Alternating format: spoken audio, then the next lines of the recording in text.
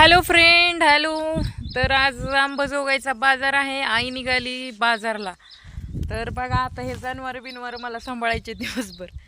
बैल, इकडं शेळी आणि इकडं कोण म्हैस आणि हे वासरू. वासरू तर काय त्याची तब्येत खराब आहे. एवढे जण मला सांभाळायचे तास दिवसभर. आई चालली बाजारला आणि मी आज घरीच आहे. तर आईने इथले कांदे उपटिलेत आता. विकायसारखे तर काय नाही, तेव्हा आता ढाळे उपटाय गेले. ढाळे विकाय नेलीस का आई? आई, ढाळे विकाय नेलीस का? तेव्हा का हरभर काढाय आले. आता 12 वाजलेत, कधी जायचंय मग? बाजार कवाचा भरला? तर तेव्हा का आता आजीला खायला ढाळे नेली. इथले थोडे कांदे उपटिलेत आणि मेथीची भाजी आलती बघा कांद्यामध्ये. आईनं कसं डोकं चलविले बघा. आणि ही मेथीची भाजी खुडून आम्ही भरपूर, आता सध्या आज जेवणामध्ये मेथीची भाजीच होती. तर खूप छान होती मेथीची भाजी. रानातलं आपल्या कधीच ऐकत नाही. कांदे पण लावले होते. तर काल चिकनच्या भाजीवर मी कांद्याची पात मस्त खाल्ली बघा. लय भारी भारी लागलं. कांद्याची पात ताजी ताजी इथून घेऊन खाता येते.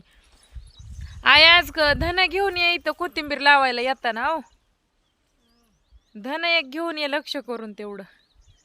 तर बघा आता निघाली बाजारला. सगळा आवरासावरा करून.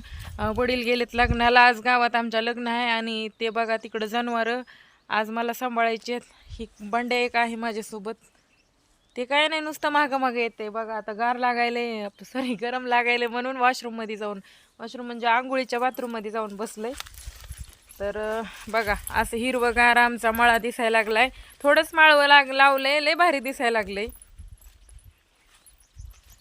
तिकडं आईचं आता रेडी झाले. आई निघाली. मला पण चल म्हणत होती, पण मी म्हणलं नको, आपलं काही काम बी नाही, उगाच कशाला जायचं मिरवत. पुन्हा आधीच तर जास्त फिरण्याने तब्येत खराब होती. बरोबर आहे की नाही सांगा?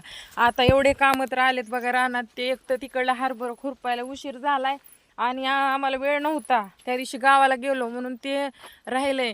तर पाणी द्यायला सध्या चालू आहे. लाईट येते रातच्या 12 वाजता. हे बघा हरभरा काढाय आले. आता 10 दिवसात हे हरभरा काढाय येते. एवढे काम तर आलेत रानात हद्दीच्या बाहेर.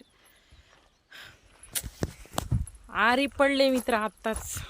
माझे दुखणं राहिलं तोपर्यंत तर मी म्हणजे खलास करून टाकणार आहे. ब्लॉग तर मी बनवणारच आहे, तुम्हाला दाखवणार आहे. चला बाय बाय.